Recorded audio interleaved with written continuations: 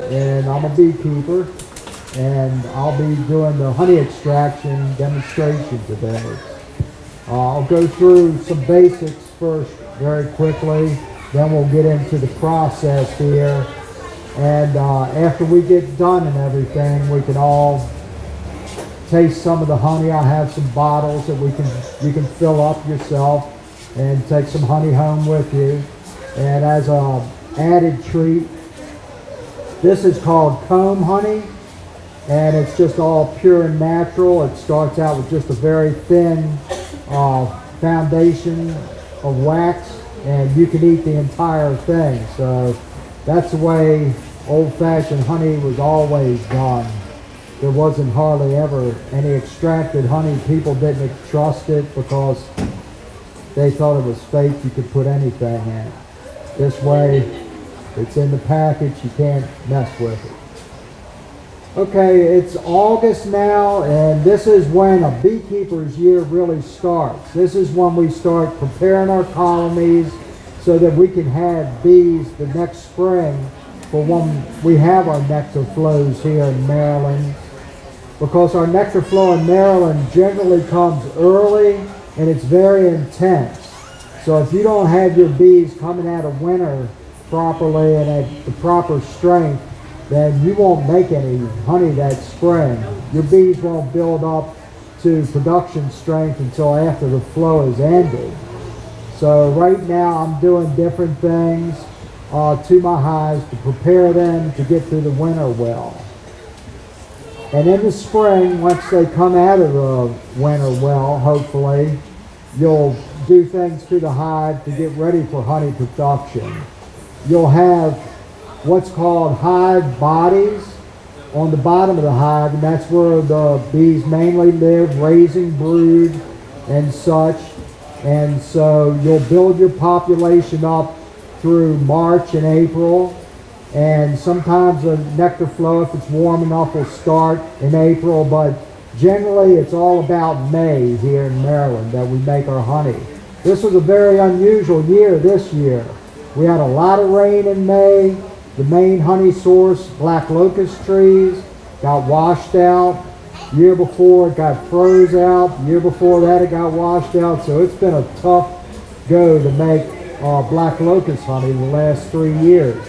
But the blessing with that rain was it kept the nectar flow going well into the summer this year. Normally the first week of June, the nectar flow will just shut down. It didn't happen this year. A lot of this honey that's being made, or that I'm going to extract today, was made in June and early July.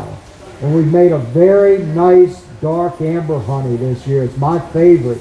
Haven't had it in probably 4 years, and the abundance we had this year, so that's why the honey in this bucket down here is so dark. Normally it would be just a light beige color. If it was black locust honey, it'd be almost water white. So we have other sources of nectar besides black locust. You'll have different brambles, blackberries, raspberries, stuff like that. This year we had a lot of clover because of that rain. So that's what's kept that nectar flow going too. So you'll have different flavors. You can make almost a straight varietal honey with black locust if you get it, because it comes in, it's such a rich nectar that the bees can just bring it in, dry it down fast. It's so high in sugar content. So what I'm going to start doing here now is I'll get a frame out. I have all my equipment set up. This came out of a honey super on top of the hive. The honey supers, this is a honey super here, a 6 5/8 inch box. It could be a 5 5/8 inch box to make the cut comb honey like this. This is called a shallow frame, where this is a medium frame.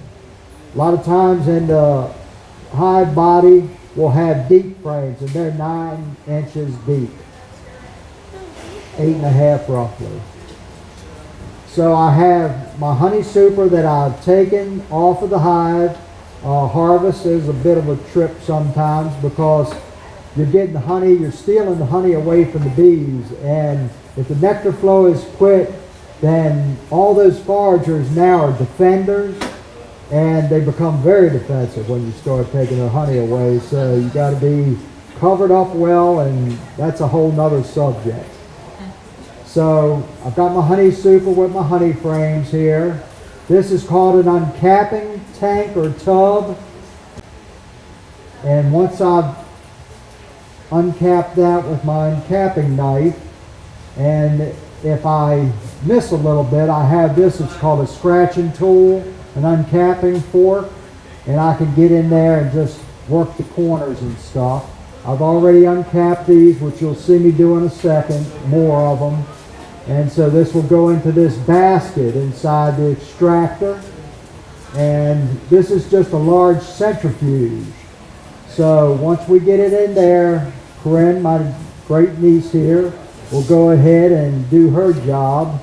You feeling strong today? Okay, we're going to go ahead and spin this right. Not just yet. We're going to get 2 more frames in there. We have 2 and we need 4. Once I've done that, get it in there, we've spun some and it's settled down, we'll move this extractor out to the bottling bucket, and I have a strainer. You can take the lid off of there, Emily. This is my other niece, Emily. And so we'll run it through just a strainer. We don't filter honey. I don't filter honey. My honey is pure, natural, raw honey. It's not going to be heated any higher than what it gets in the hive on a good hot August or July day. It's not like commercial honey that's pasteurized, heated up to over 140 degrees. Kills a lot of the enzymes, flavor, esters are driven off. Anytime you smell a strong odor or heat in something, that means you're losing flavor. The esters are being driven off. So after we get all that done, it's into the bottling bucket, then it's ready to bottle. Normally we would let it settle for about a week, because honey's going to be the heaviest thing in there, and it'll settle to the bottom. Any little bit of foam like you can maybe see in that bucket will just come to the top, or any other little bits of wood or anything. So I'm going to go ahead and move this along. You may notice a little two-tone color to this honey. Some of it's a little bit of the lighter honey from May, and some is a little bit from June. And there's a difference in the height of this comb. This probably came in May when the nectar flow was going on then, and then all the rain started and the nectar flow stopped. Then when the nectar flow resumed, the nectar was coming in such abundance that they just filled this area in extra fast. So that's just a little extra information coming from that frame. Now I have my knife, and what I do is I use the top bar and the bottom bar of this frame as a guide, and I just come on down like this. This is called a cold knife. Some people use a hot knife. It's an electric instrument that heats up and can actually melt through the wax very easy. I don't like to use them. You can scorch honey and gives it an off flavor, so I just like to keep things as natural as I can.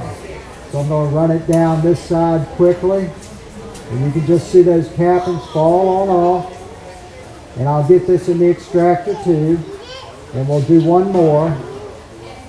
Okay, let's get this in there, just like this, into the basket. Watch your hair.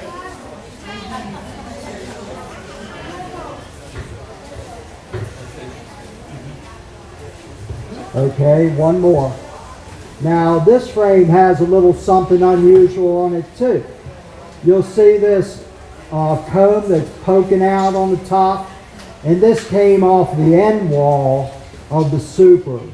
And say that this was just natural honeycomb hanging down in a tree. Well, this is called brace comb.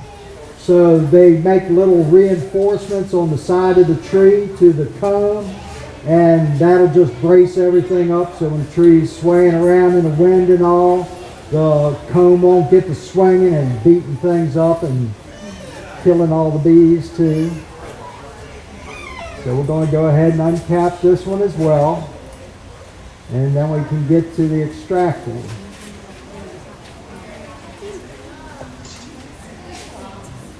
Now I can see that this honey has a nice light amber color to it. And one more side we'll get going here. Let me turn it so everybody can see.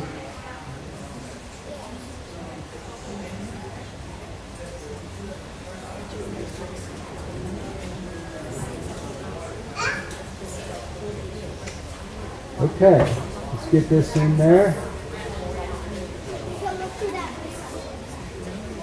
Okay, your moment's coming.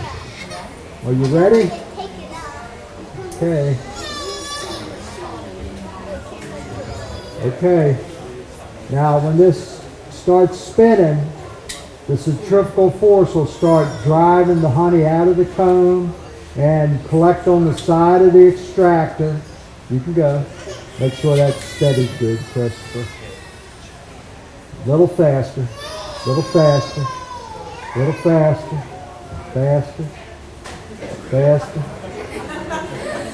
Oh, it's smelling so good. It's so good smelling this sweetness. It's just intoxicating. I'm about to fall over. Okay, keep going. You see it starting to gather on the side of the extractor, like little pearls there. Okay, a little faster. Now this is called a tangential extractor. So the faces of the comb are just facing the sides of the extractor.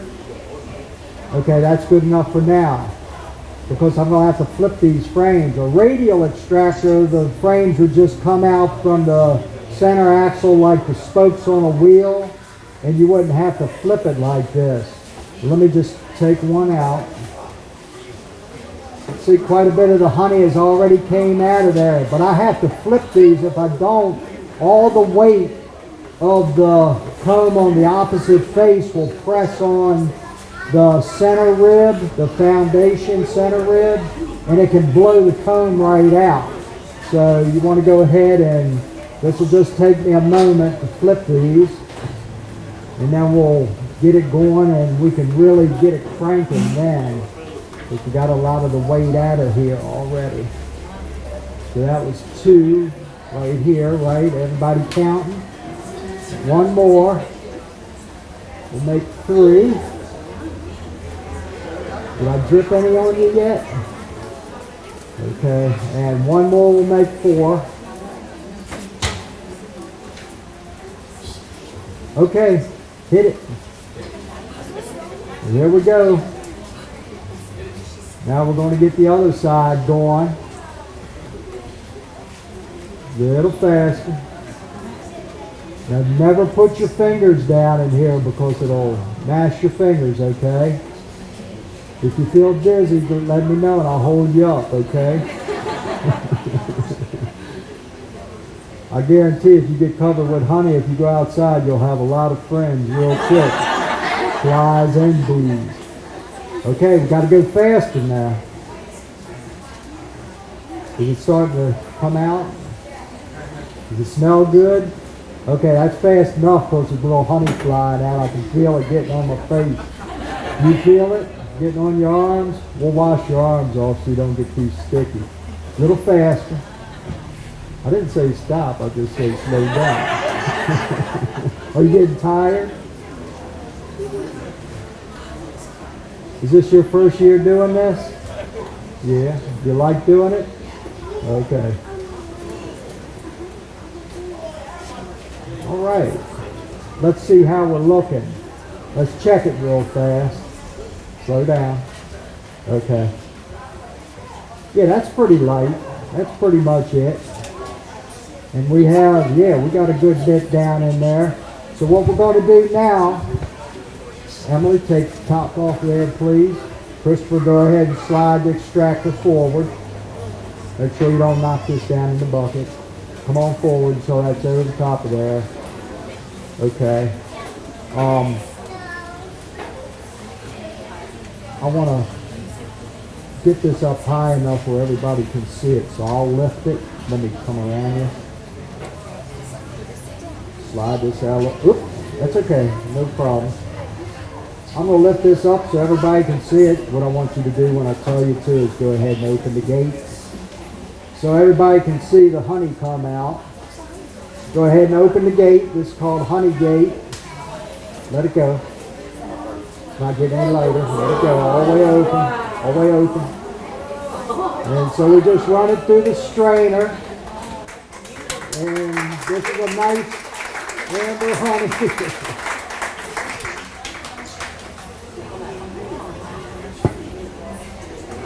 The reason I'm turning red is this weighs about 30 pounds right now. Okay, everybody got the photo up? I'll put it down. Okay, you can leave it open. And we'll let that go in there, so we'll have a little of the fresh honey we did today to add to the honey I brought. And now I'll just go ahead and open it up to questions. If anybody's got any questions.